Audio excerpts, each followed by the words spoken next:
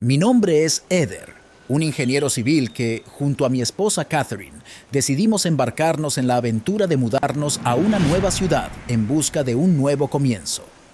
La vida parecía prometedora, con el fresco aire de cambio y la emoción de explorar lo desconocido. Sin embargo, esta sensación de renovación y esperanza pronto se convertiría en el preludio de una pesadilla que ni en mis más oscuros temores había podido imaginar. Era un día aparentemente normal cuando decidimos detenernos en una tienda de conveniencia. Necesitaba comprar unas botellas de agua antes de continuar con nuestras diligencias. Catherine, con su sonrisa característica, me esperaba afuera. Jamás imaginé que esos breves momentos serían los últimos de normalidad en nuestras vidas. Al salir de la tienda, el mundo pareció detenerse. Catherine había desaparecido. Todo lo que quedaba de ella era su cartera, tirada en el suelo como un presagio de lo que había sucedido. Desesperado, saqué mi teléfono y marqué su número, pero estaba apagado. Sin saber qué hacer, llamé a la policía, explicando la situación entre sollozos y súplicas por ayuda. Los oficiales revisaron rápidamente las cámaras de seguridad y lo que mostraron es algo que aún me persigue en mis sueños. Pocos minutos después de que entré a la tienda, una motocicleta se detuvo junto a Catherine. Un individuo se bajó, le puso un trapo en la cara, causando que se desmayara instantáneamente. En ese momento, un auto negro se acercó y entre dos personas la levantaron y la arrojaron en la maletera del vehículo antes de acelerar fuera de vista. Las horas siguientes fueron un torbellino de desesperación y miedo. La policía inició una búsqueda, pero no había rastro de Catherine ni de los secuestradores. El silencio de la espera se sentía ensordecedor. Cada minuto se extendía como si fuera una eternidad. Finalmente, tras 3 semanas de angustia interminable, recibimos la llamada que tanto esperábamos pero temíamos al mismo tiempo. Al otro lado de la línea, una voz que nunca había escuchado antes pronunció mi nombre con una calma que contrastaba dramáticamente con el caos de mis emociones. ¿Eder?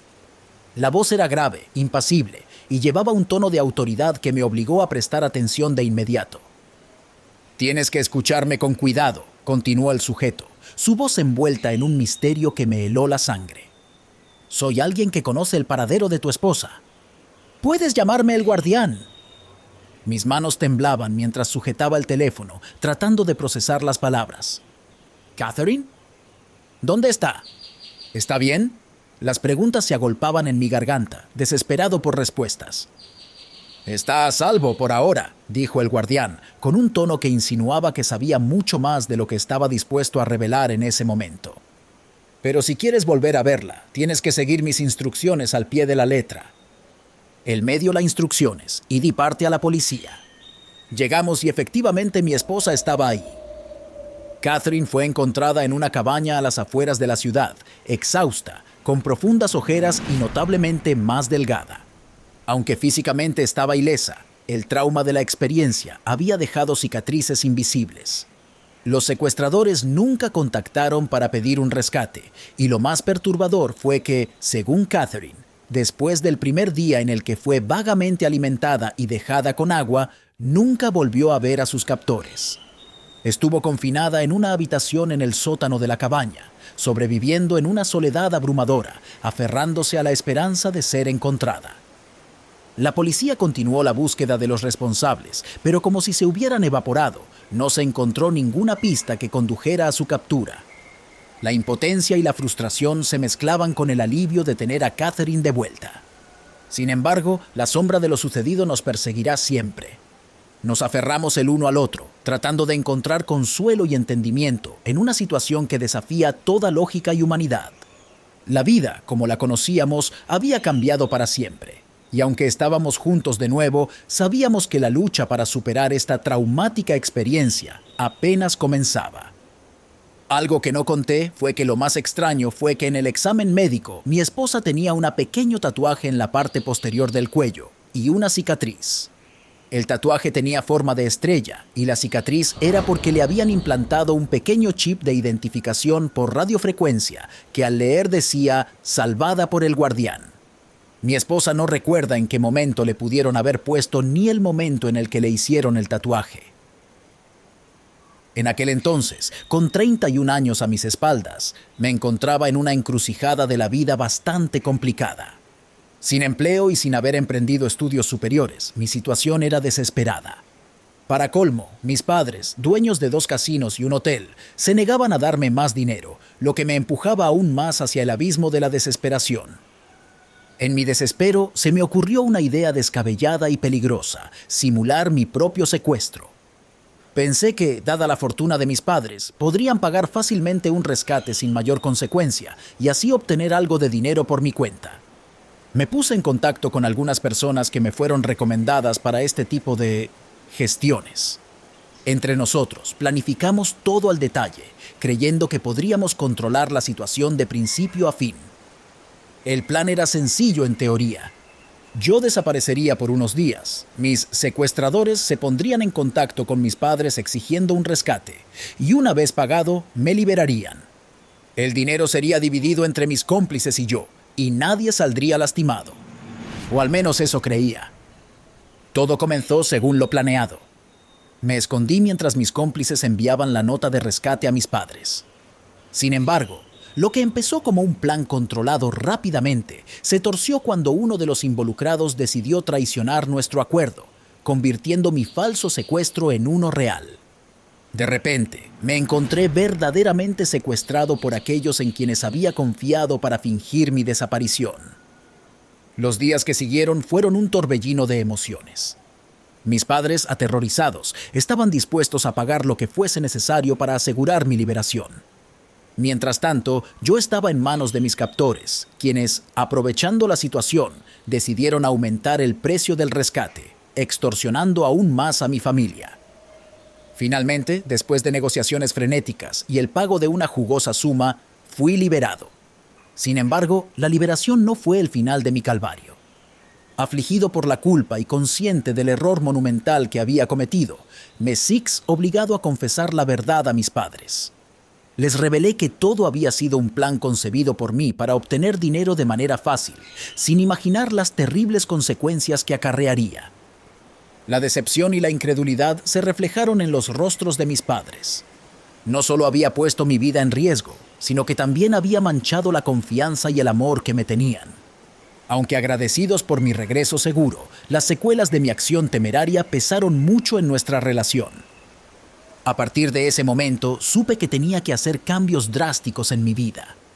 La experiencia me enseñó de la manera más dura posible que las soluciones fáciles a menudo conllevan consecuencias devastadoras.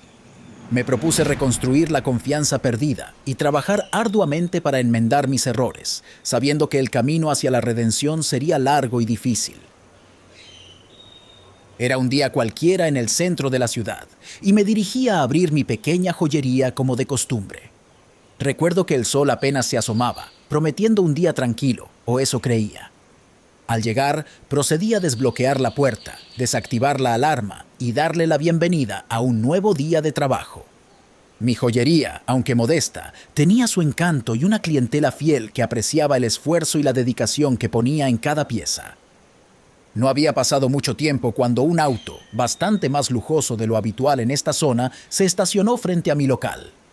Observé con curiosidad mientras un individuo descendía del vehículo y entraba a la tienda. Su presencia me intrigó, ya que mi negocio no solía atraer a gente de su aparente estatus económico. Con amabilidad, le pregunté qué tipo de joya estaba buscando, a lo que respondió con evasivas, diciendo simplemente que estaba viendo. Al poco tiempo, otro auto, igual de lujoso y también un Audi, llegó y de él descendió otra persona que entró a la joyería. La atmósfera cambió notablemente.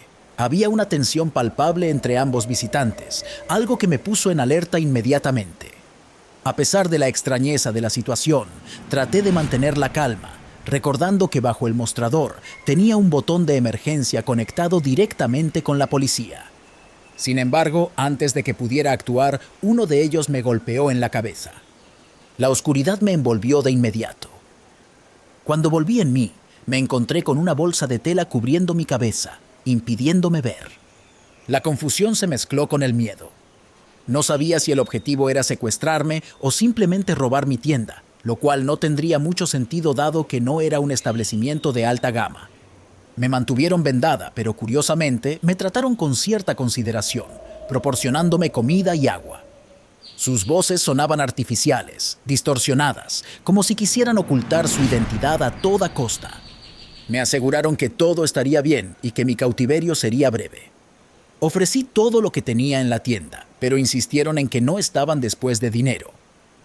El miedo me invadía, pero al día siguiente, para mi sorpresa, me dejaron libre, de vuelta en mi joyería, exactamente como la había dejado. Llamé a mi familia inmediatamente, quienes ya estaban sumidos en la preocupación y el caos. La policía, ya en busca de respuestas, llegó al poco tiempo. Les narré todo lo ocurrido y juntos revisamos las cámaras de seguridad, solo para descubrir que las grabaciones habían desaparecido, borradas misteriosamente. La única pista surgió gracias a una cámara de seguridad de una panadería cercana, antigua y desconectada de internet, que captó a varios camiones descargando y luego llevándose bolsas de mi local. Todo apuntaba a un intercambio ilícito que, por azar o diseño, había usado mi joyería como fachada. Tras este incidente, el miedo se apoderó de mí. La idea de volver a abrir la tienda se volvió impensable. Tomé la decisión de cerrar la joyería, dejando atrás años de esfuerzo y dedicación para dedicarme exclusivamente a mi profesión, lejos de aquel mundo que me había traído tanto terror. La experiencia me cambió para siempre, dejándome con cicatrices invisibles pero profundamente marcadas en mi ser. Era un día cualquiera en el centro de la ciudad y me dirigía a abrir mi pequeña joyería como de costumbre. Recuerdo que el sol apenas se asomaba, prometiendo un día tranquilo, o eso creía. Al llegar, procedí a desbloquear la puerta, desactivar la alarma y darle la bienvenida a un nuevo día de trabajo. Mi joyería, aunque modesta, tenía su encanto y una clientela fiel que apreciaba el esfuerzo y la dedicación que ponía en cada pieza. No había pasado mucho tiempo cuando un auto, bastante más lujoso de lo habitual en esta zona, se estacionó frente a mi local. Observé con curiosidad mientras un individuo descendía del vehículo y entraba a la tienda. Su presencia me intrigó, ya que mi negocio no solía atraer a gente de su aparente estatus económico. Con amabilidad, le pregunté qué tipo de joya estaba buscando, a lo que respondió con evasivas, diciendo simplemente que estaba viendo. Al poco tiempo, otro auto, igual de lujoso y también un Audi, llegó y de él descendió otra persona que entró a la joyería. La atmósfera cambió notablemente. Había una tensión palpable entre ambos visitantes, algo que me puso en alerta inmediatamente. A pesar de la extrañeza de la situación, traté de mantener la calma, recordando que bajo el mostrador tenía un botón de emergencia conectado directamente con la policía. Sin embargo, antes de que pudiera actuar, uno de ellos me golpeó en la cabeza. La oscuridad me envolvió de inmediato. Cuando volví en mí, me encontré con una bolsa de tela cubriendo mi cabeza, impidiéndome ver. La confusión se mezcló con el miedo. No sabía si el objetivo era secuestrarme o simplemente robar mi tienda, lo cual no tendría mucho sentido dado que no era un establecimiento de alta gama. Me mantuvieron vendada, pero curiosamente me trataron con cierta consideración, proporcionándome comida y agua. Sus voces sonaban artificiales, distorsionadas, como si quisieran ocultar su identidad a toda costa. Me aseguraron que todo estaría bien y que mi cautiverio sería breve. Ofrecí todo lo que tenía en la tienda, pero insistieron en que no estaban después de dinero. El miedo me invadía, pero al día siguiente, para mi sorpresa, me dejaron libre, de vuelta en mi joyería, exactamente como la había dejado. Llamé a mi familia inmediatamente, quienes ya estaban sumidos en la preocupación y el caos. La policía, ya en busca de respuestas, llegó al poco tiempo. Les narré todo lo ocurrido y juntos revisamos las cámaras de seguridad, solo para descubrir que las grabaciones habían desaparecido, borradas misteriosamente. La única pista surgió gracias a una cámara de seguridad de una panadería cercana, antigua y desconectada de internet, que captó a varios camiones descargando y luego llevándose bolsas de mi local. Todo apuntaba a un intercambio ilícito que, por azar o diseño, había usado mi joyería como fachada. Tras este incidente, el miedo se apoderó de mí. La idea de volver a abrir la tienda se volvió impensable. Tomé la decisión de cerrar la joyería, dejando atrás años de esfuerzo y dedicación para dedicarme exclusivamente a mi profesión, lejos de aquel mundo que me había traído tanto terror. La experiencia me cambió para siempre, dejándome con cicatrices invisibles pero profundamente marcadas en mi ser. Aquella noche en el casino marcó el fin de una era en mi vida, la conclusión de mi relación con el juego, pero también con muchas otras cosas que hasta entonces me definían. Siempre me había considerado un ludópata. El juego era más que un hobby, era una pasión, una obsesión que controlaba cada faceta de mi existencia. Pero nunca imaginé que esa misma pasión sería la precursora de mi caída. Estaba en una racha de suerte como nunca antes había experimentado. Las fichas se acumulaban frente a mí, cada jugada era una victoria, cada decisión acertada. Era como si el universo hubiera conspirado para hacerme el rey de la noche. Y entonces ella apareció. Una mujer deslumbrante, alta, con un vestido que abrazaba su figura de manera provocativa. Se acercó con una sonrisa coqueta y me pidió que le compartiera un poco de mi suerte. Ingenuo de mí, pensé que era simplemente un encuentro casual, quizás incluso una oportunidad para sacar los pies del plato, dado que aún estaba casado.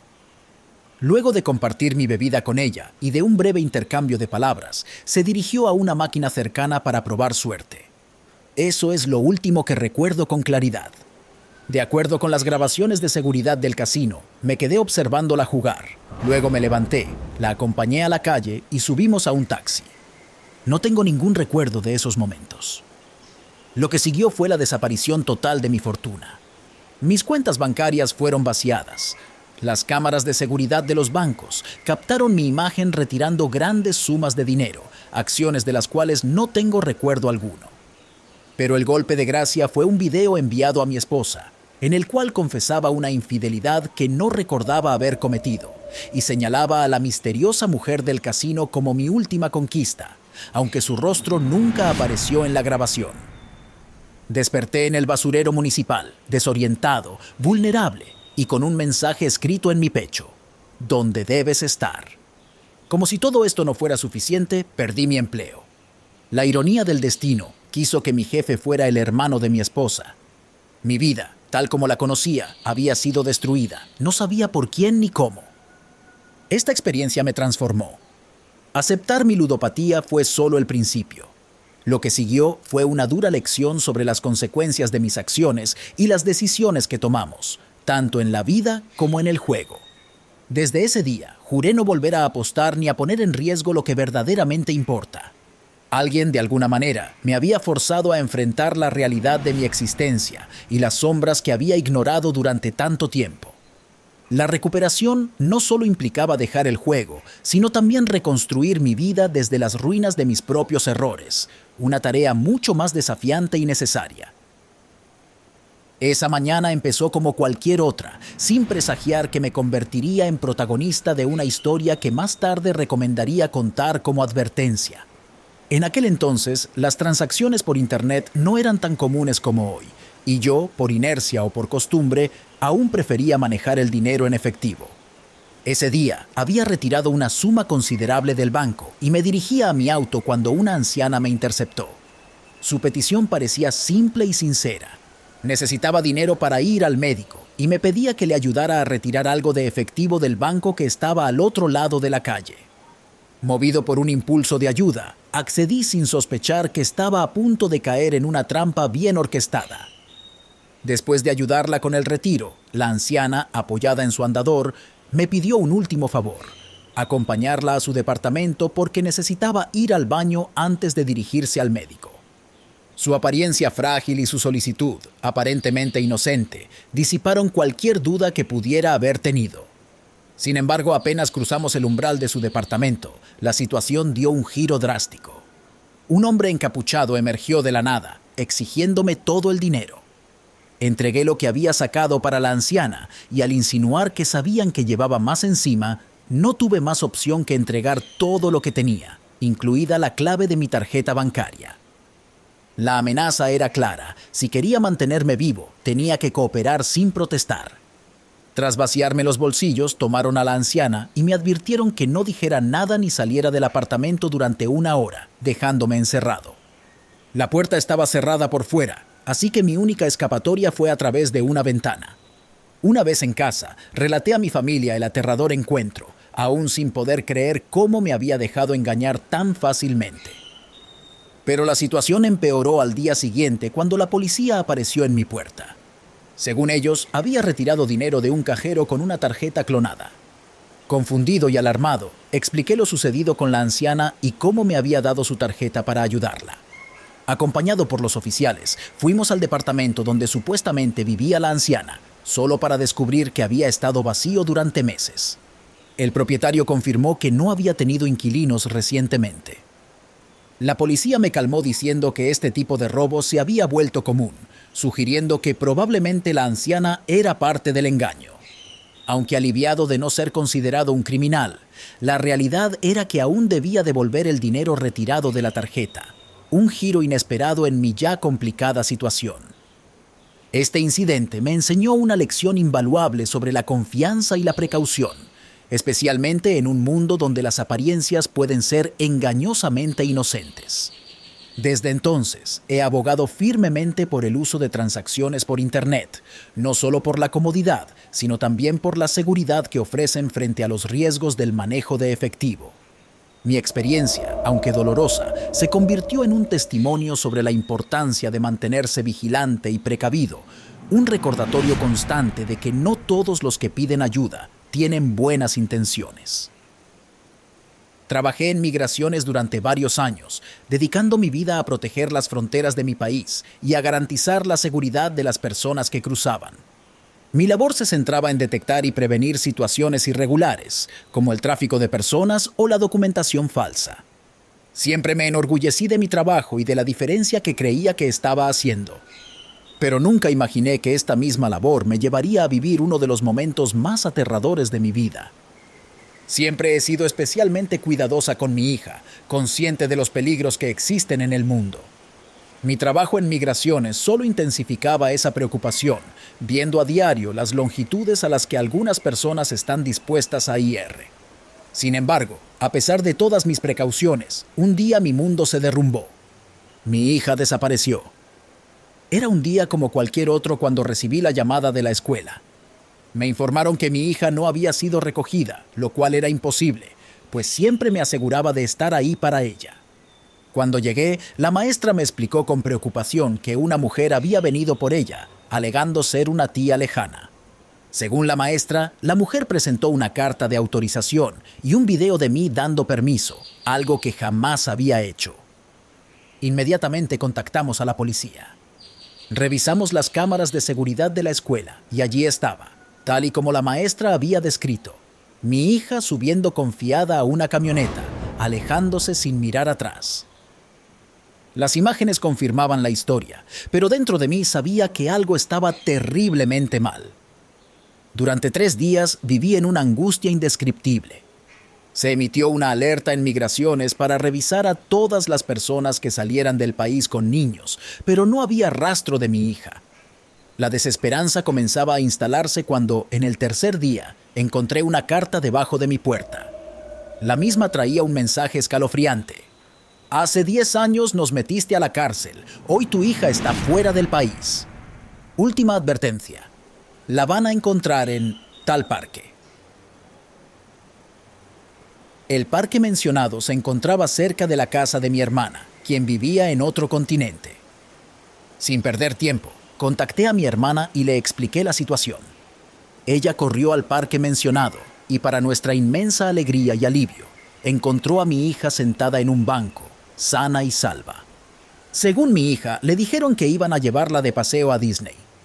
Fue un momento de emociones encontradas, alivio por tenerla de vuelta, pero una profunda tristeza al darme cuenta de la gravedad de la amenaza que enfrentábamos. Este incidente me hizo comprender el poder y la venganza de aquellos a quienes había enfrentado en mi trabajo. La mafia no había olvidado, y yo había subestimado su capacidad de alcanzarme en lo más profundo de mi vida personal. Con el corazón pesado, tomé la decisión de dejar mi trabajo en migraciones. No podía arriesgarme a poner en peligro a mi familia nuevamente. Reflexionando sobre lo ocurrido, entendí que mi lucha contra la injusticia y el crimen había venido con un costo más alto de lo imaginado. Mi dedicación a proteger a otros me había hecho vulnerable en formas que nunca había anticipado. Aunque ya no trabajo en migraciones, la experiencia ha dejado una marca imborrable en mi vida, recordándome la importancia de la seguridad y el bienestar de mi familia por sobre todo. Siempre me consideré una persona abierta y sociable, una cualidad que, como profesora de primaria, me ayudaba a conectar con mis estudiantes y sus padres.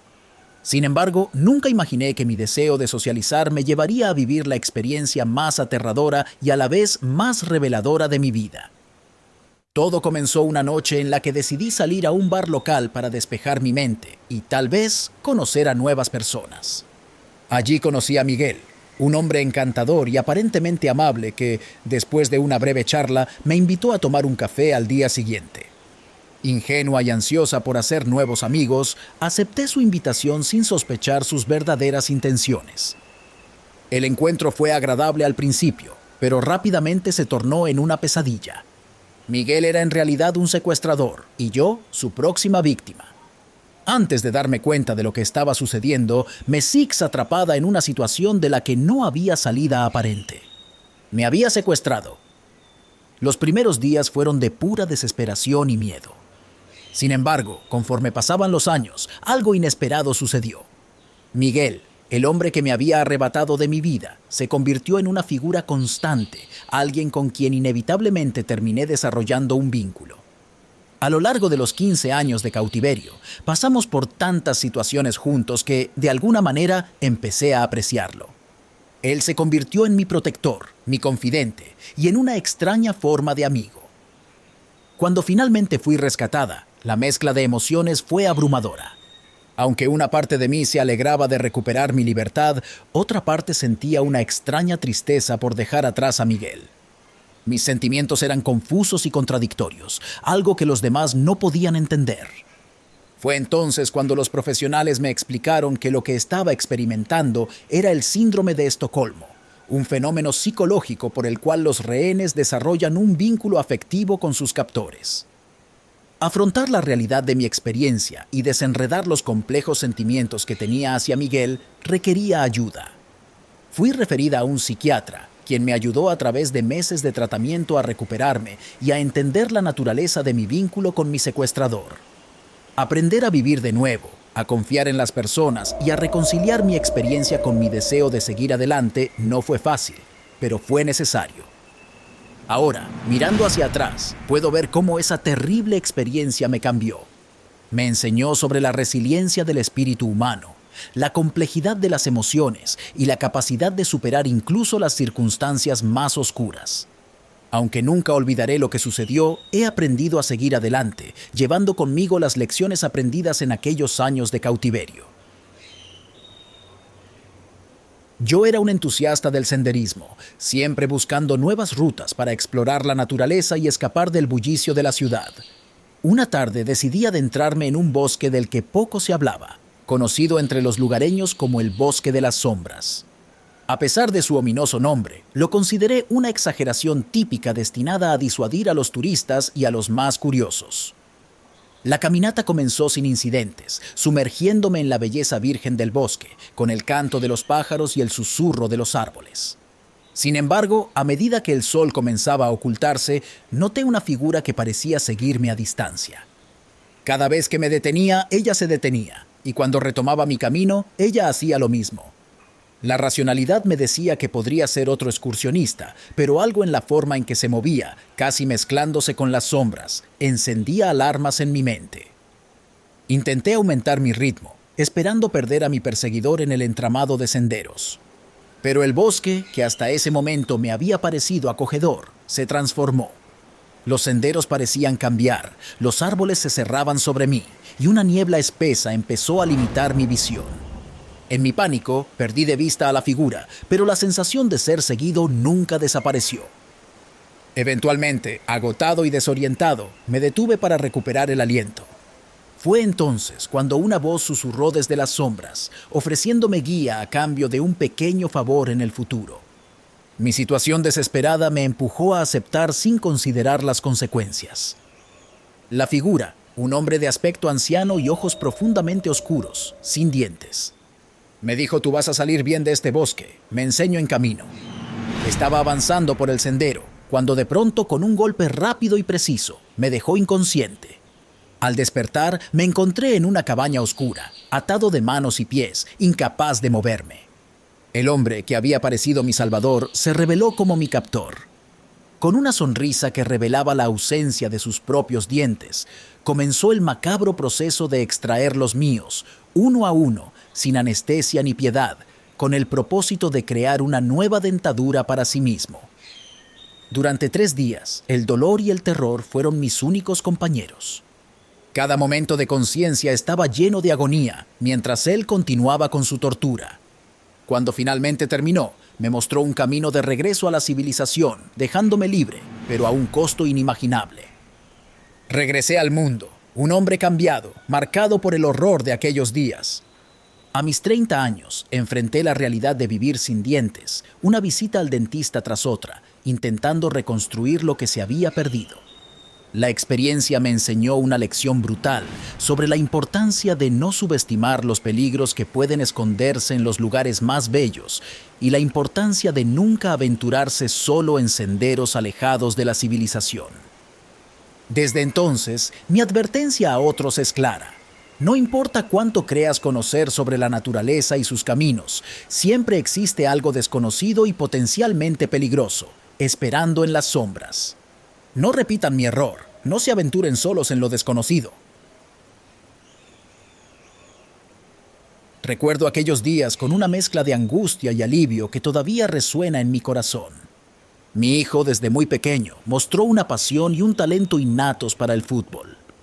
Pasaba horas entrenando, soñando con jugar en grandes ligas y, cómo no, nosotros como familia lo apoyábamos en cada paso, celebrando sus victorias y consolándolo en sus derrotas. La oportunidad que parecía marcar el inicio de la realización de sus sueños llegó de manera inesperada. Un hombre que se presentó como reclutador de talentos se acercó a él después de un partido local. Le habló de su potencial, de cómo podía hacerlo triunfar en el mundo del fútbol gracias a sus contactos en la Liga Nacional y en particular en un equipo conocido como el Ñupi. La propuesta sonaba demasiado buena para ser verdad, pero la ilusión y el brillo en los ojos de mi hijo me convencieron de que debíamos darle una oportunidad. Después de muchas charlas en familia y a pesar de las dudas que me asaltaban por las noches, decidimos apoyarlo. Empacó sus maletas, lleno de sueños y esperanzas, y nos mostró orgulloso los pasajes que el reclutador le había entregado. Sin embargo, después de su partida, el silencio se hizo ensordecedor. Mi hijo, siempre comunicativo y cercano, no nos llamó al llegar, y sus redes sociales, activas hasta entonces, dejaron de actualizarse. Movido por una preocupación creciente, comencé a buscar respuestas. La aerolínea confirmó mis peores temores. Mi hijo nunca abordó el vuelo. Contacté al equipo El Ñupi a través de un primo que tenía un conocido allí, solo para descubrir que no tenían registro de mi hijo ni del supuesto reclutador de talentos. Mi mundo se derrumbó. Aquel hombre había desaparecido, llevándose consigo no solo a mi hijo, sino también nuestras esperanzas y sueños. Los años siguientes fueron una tortura. Busqué a mi hijo incansablemente, agotando cada recurso, cada contacto, cada pista, pero sin éxito.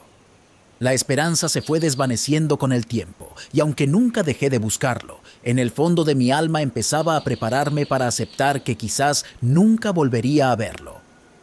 Sin embargo, después de 10 largos años, cuando ya había perdido casi toda esperanza, ocurrió el milagro. Mi hijo regresó a casa. Lo encontré un día, de improviso, en la puerta de la casa, con la mirada cansada, el cuerpo delgado y vestido con ropas desgastadas.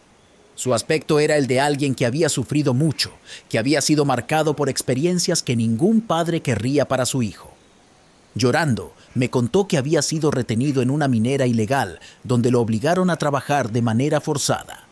Un accidente en la mina, en el que varios compañeros perdieron la vida, le brindó la oportunidad de escapar al burlar la seguridad. El alivio de tenerlo de vuelta no podía ocultar las cicatrices que esos años habían dejado en él y en nosotros. Su recuperación fue lenta, tanto física como emocionalmente. Aunque la alegría de su regreso llenó nuestra casa, el dolor y la angustia de esos años de búsqueda y desesperanza nunca nos abandonaron del todo. La experiencia nos marcó profundamente, recordándonos la fragilidad de la vida y el valor incalculable de la familia. Ahora miramos hacia adelante, agradecidos por el reencuentro, pero conscientes de las cicatrices que llevamos. Acá les dejo más relatos interesantes para que lo disfruten. Sigue el canal para más misterios.